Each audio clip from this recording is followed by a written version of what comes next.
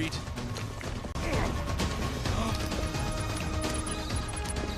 Oh!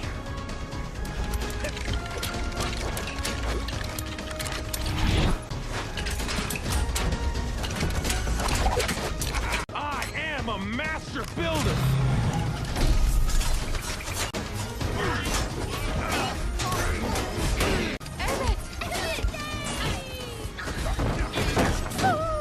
Take that!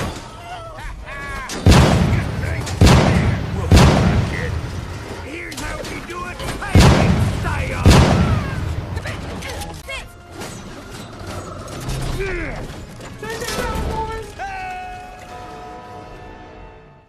24 seconds of Lego logos. 24 seconds of Legos? Honestly, this might be the shortest logo sin I've seen because they flew by really fast. 24 seconds is really that bad for you?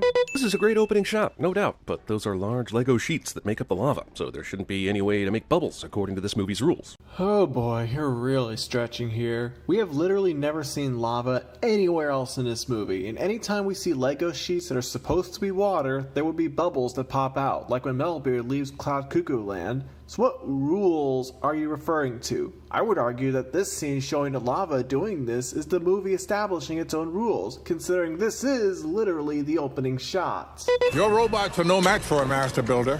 Boy, I see everything.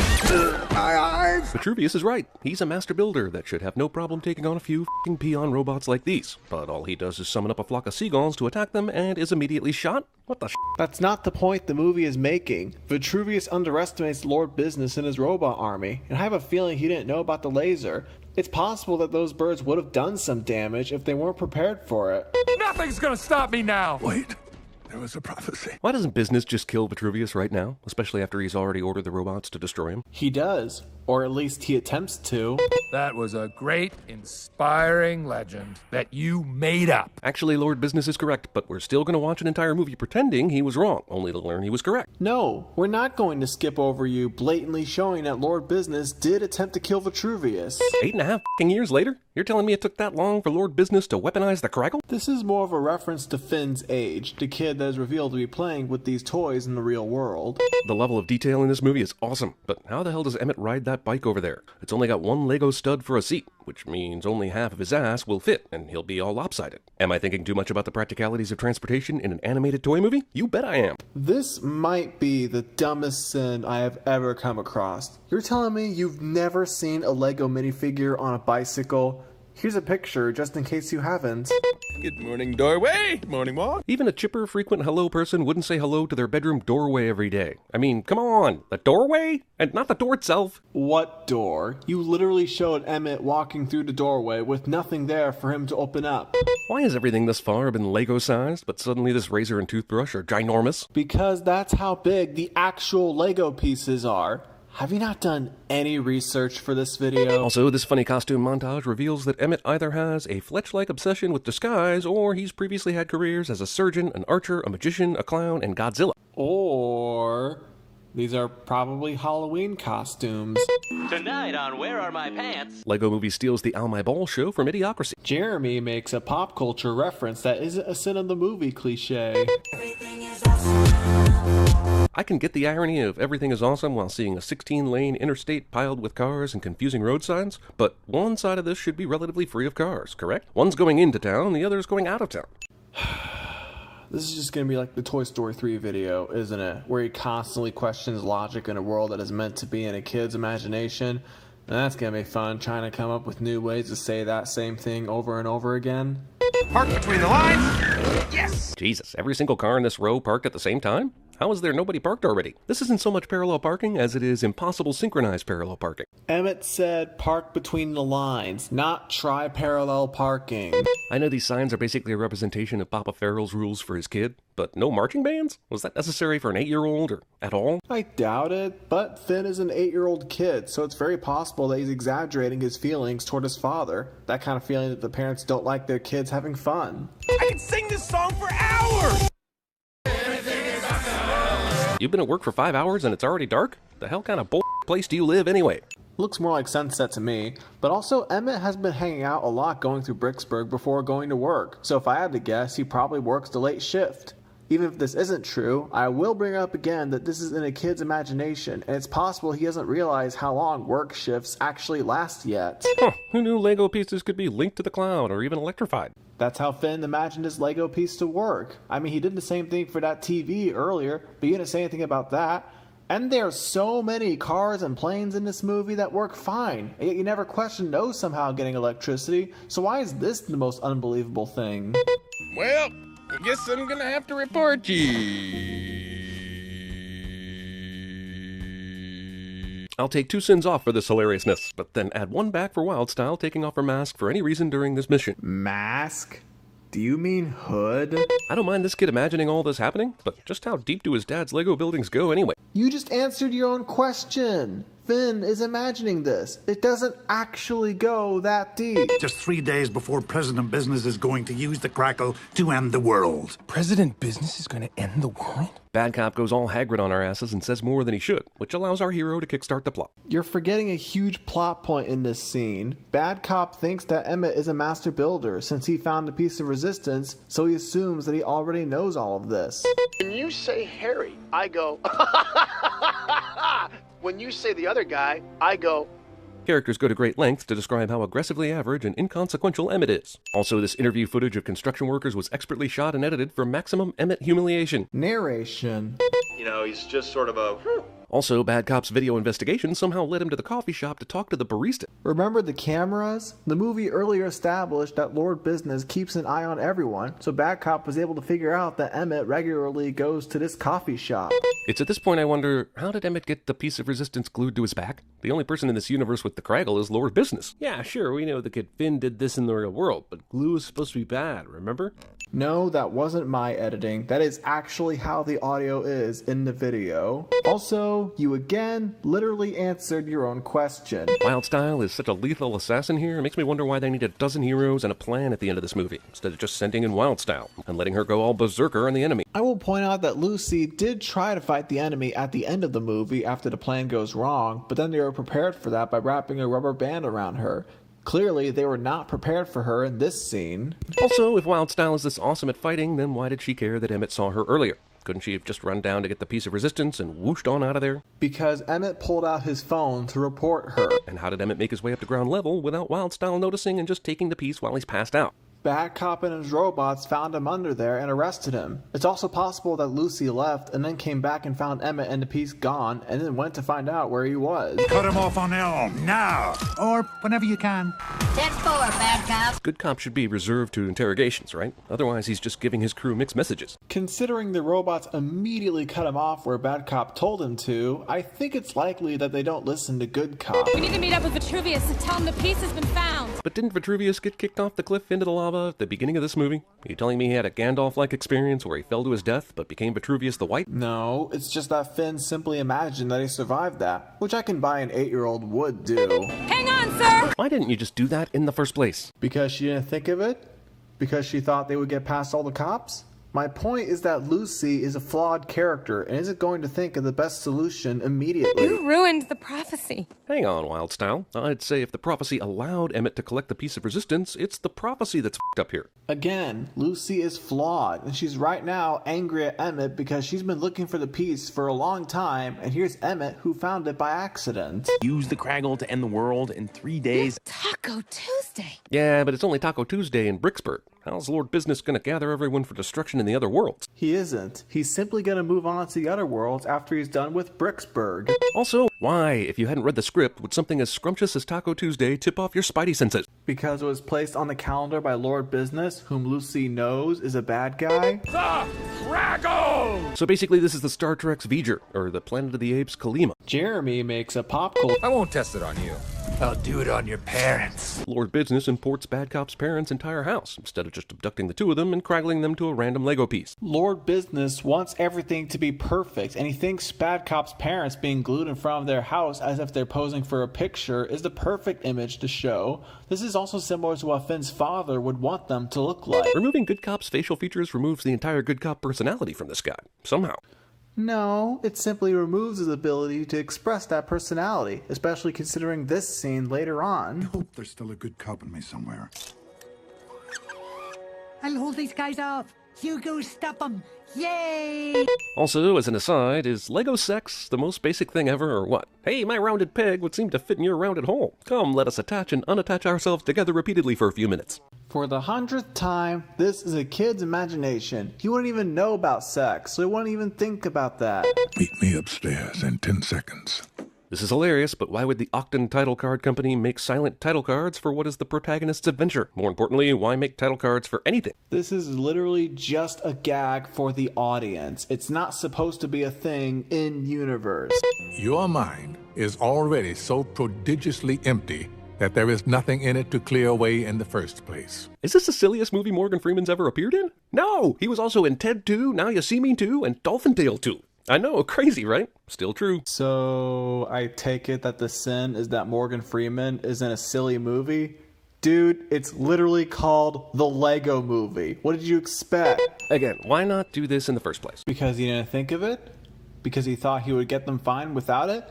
Bad Cop is also a flawed character. Did you forget about that? Okay. So if this universe is based on the playset that the kid is using in the real world, where is Cloud Cuckoo Land? It's big and complicated enough that the dad would have noticed, and it's obviously adjacent to one of the traditional sets. That's where it came from. Finn built this place himself. No babysitters, no bedtimes, no frowny faces, no bushy mustaches. I understand the rest, but why the war on mustaches? Some of that is painted right on their face, and they can't help it. Of course, we saw Emmett shave his face a while back, so what do I know what's real? Aha! I found a typo. You said can't, but the subtitles say can.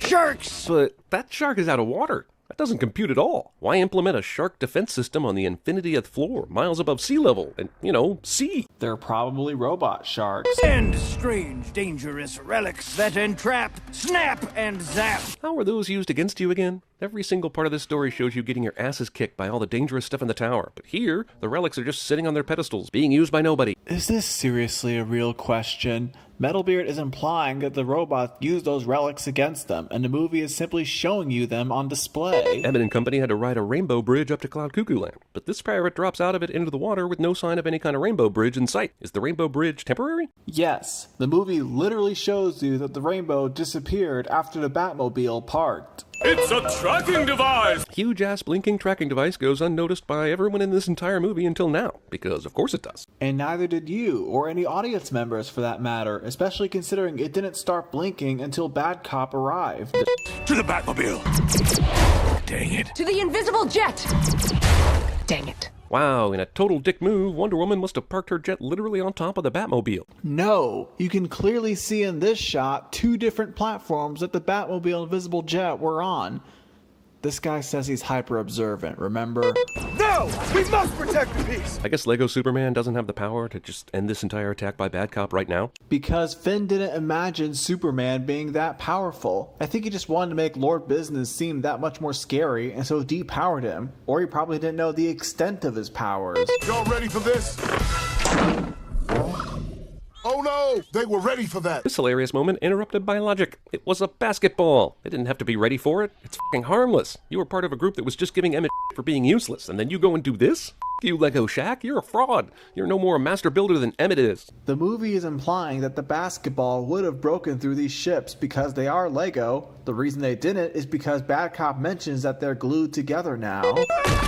Can't move! Since when does stuff like this stop Superman? Isn't this the type of thing that stops Hulk? Again, this isn't the real Superman, so he's not going to be as powerful as he normally is. This is how Finn decided he should be. With rainbows! And dream catchers in case we take a nap. Morgan Freeman Dreamcatcher reference is forcibly inserted into the tubes of this Lego movie. Says the guy who forces pop culture references into these videos all the time.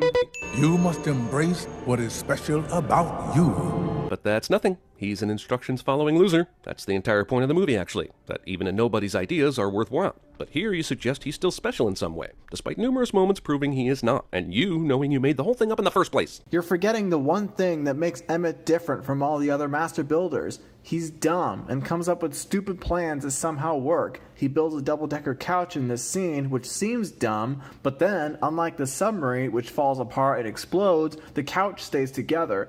Master builders normally don't follow instructions as well, but Emmett did that while breaking into Lord Business's lair, and that almost succeeded. This is what makes Emmett special. In Lego World, clouds can get so fire damaged they crash into the sea, which sort of makes them not clouds, but whatever. Science doesn't exist in this movie. It's not like I need Dr. Tyson's help here. I got this one, Doc. That fire is more likely coming from the things that have been built on this cloud. And I love how you admit science doesn't exist in this movie, but then you constantly question it. Like Wonder Woman couldn't take out all these fools on her own? And let's not forget we're in this situation because Superman, goddamn Superman, was defeated by bubblegum, so... Just like Superman, this is not the real Wonder Woman, so she's not as powerful here as she is in the comic books or DCEU films. And I also doubt Finn knows how powerful she is in general. I mean, I didn't know until I saw the first Wonder Woman movie. Wait, no. Every time water has been shown in this movie, it has been flat sheets or little one pieces of blue Legos. So them traveling through this sea of actual water is a freaking lie. I don't care if it's a little kid's imagination. Play by your own rules, movie. These are the rules of this world. Finn imagines the Lego ocean being like this, so this is how it is. Emmett's much maligned double-decker couch actually saves the day. But how did these assholes fit in the seat cushions? This isn't the Millennium Falcon's secret compartments here. You have to do some very sinful things with the scale of the human beings in this world to make this work. 8-year-old's imagination. Pirate Lego Ex Machina. Nope, the movie earlier established Metalbeard had left in his boat and is now showing him coming back. This is more like Han Solo leaving the rebels but then coming back to save Luke from being killed by Darth Vader. And you wouldn't call that a Deus Ex Machina, would you? It's follow the instructions. Emmett says this and it definitely sounds brilliant, but then their plan ultimately involves very little instruction following and a metric ass ton of improvisation. The only time I can think of when they didn't follow the instructions is when Batman leaves Unikitty in Lord Business's boardroom. So I think this statement is just flat out wrong. Yeah, but according to your precious instructions. He made that with markers, construction paper, and glitter glue. Really? No, he probably stole the instructions for how to make this spaceship. Apparently, Emmett's planned spaceship that looks like President Business's spaceships calls for a hyperdrive. They got to this point in the Lego world by train, horseback, and a floating double-decker couch. So a hyperdrive is not needed to get to President Business's tower. But the movie wanted to shoehorn in a Star Wars moment, and so we get this. The point is to blend in. Emmett explains that they need to build this spaceship to look like the other ships that the robots use, and it requires a hyperdrive, so they need that too. Otherwise, the robots might grow suspicious. Would Han and everybody be doing in yet another asteroid with yet another space slug? I demand answers for this parody that is both hilarious and entertaining but sinful. Are you suggesting that the events of the Star Wars films took place in-universe? Because that's obviously stupid. And it's more likely that Finn saw Empire Strikes Back and came up with this funnier version of that scene. That was awesome! First law of the sea. One of the rules is never release a Kraken. And if you're Warner Brothers, maybe you take that one step further and never again release a Clash of the Titans. Jeremy makes a pop culture reference that... Step 5. Vitruvius will provide lookout and make sure we're not being followed. Okay. This is a funny moment, but everything else about Emmett's plan actually makes sense. So why throw in this useless job for blind old Red? That's the joke. Also, you say this, but everything else about Emmett's plan actually makes sense. But just a few sins ago, you also said this. Metalbeard, the largest, noisiest, loudest motherfucker on your team, and you sent him on the sneak mission? Hot Jesus, this plan is really f***ing stupid. So which is it? Does Emmett's plan suck, or does most of it make sense? It can't be both. I've never been a robot before. What do you mean? You have always been a robot. Despite large dreams of f***ing up being robots, Emmett and Wildstyle managed to escape this situation. I just realized this is the first of 2 blockbusters where Chris Pratt's character gets himself out of a jam with a comical music dance number. And now I feel like there almost has to be a Jurassic World deleted scene of him and the Raptor Bros popping and locking. You wondered in that first sin how Emmett and Lucy escaped this situation, and then show how they escaped this situation. I wish I was making this up. Hey, what are you 2 losers talking about? Did the plan call for Batman to be here right now? No. Or is he just being Batman, doing whatever he wants? Yes, because Batman wanted to be here. How might this screw up Emmett's plan? Does Batman care? It doesn't screw up Emmett's plan, considering they almost won. What I'm about to tell you will change the course of history. This laugh. Anyone have any ideas? I do. Let's get Superman to save the day. Considering he barely held his own in Cloud Cuckoo Land, and you even made some comments about that, this is the stupidest plan ever, and not in a good way. This is Emmett. And he was just like all of you. A face in the crowd. This speech is awesome, but where the hell did she get all this backstory footage of Emmett to run under this emergency broadcast? Some of this Violates the First Amendment, I think. I mean, this here says security footage, but it's Emmett in his own apartment. Does this society film every resident's personal actions in their apartment? Another point that I have to repeat. The movie earlier established that Lord Business has cameras all over the world, so he obviously captured all of these moments. Is this another vision? So this is where the kid's imagination diverts from the movie's story, and it's unclear how those two timelines interact. Obviously, the kid doesn't know that Emmett sacrificed himself for his friends because he doesn't know he could move around in the real world, which means that either explanation of how this movie movies is flawed. How is that obvious? I think it's more obvious to say that Finn imagined Emmett sacrificing himself and he put him through that magic portal that he uses later to put Emmett back in. And what does that have to do with him not knowing that Emmett can move in the real world? This is a disaster. It's hard to believe that Finn's stuffy dad actually bought Legos in order to build his model empire. Why? What evidence is there in the movie to suggest that? The movie itself is telling you that this man likes to collect and seemingly has enough money to do so. Nothing in this movie contradicts that. Permanently. Holy dude, why didn't you go ahead and use the glue when you so obviously meant to use it for your model? Because he didn't think he needed to? Because he thought Finn would listen to him because he's his dad? For the third time in this video, this man is also a flawed character. And it is suddenly a master builder, because reasons. Because he believes in himself like Vitruvius told him to. You see, this is what I'm talking about. Is the kid actually building this mech suit for Emmett right now while his dad is looking right at the city? No, he's building this while the dad is looking for that X-Acto knife. Finn, did you make all of this? Suddenly, this father thinks what his son did is remarkable, even though just a couple minutes ago, everything he did was terrible. I'd like to recap that this is all because Emmett is a toy with real human feelings, who got Finn's attention by falling off his dad's desk, who then gave him the piece of resistance. Emmett suddenly turned into Neo, Unikitty suddenly turned into the Tasmanian devil of killing things, and now the dad, not knowing any of those things, is like, cool shit, son, let's bond over this. Because the dad looked at Finn's creations again, and only then realized that his son was able to create all these things, making him admire his imagination. From the planet Duplan, we are here to destroy you. Oh, man. Next time, baby.